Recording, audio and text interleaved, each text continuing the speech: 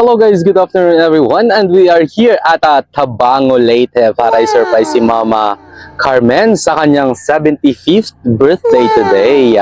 So ayun, maraming salamat po Mama Virginia for choosing Abot surprise sa pagpili ng iyong representative dito sa Leyte para i-surprise ang iyong ina na si Mama Carmen. So ayun, ito po ang set na napili ni Mama Virginia para sa kanyang mama.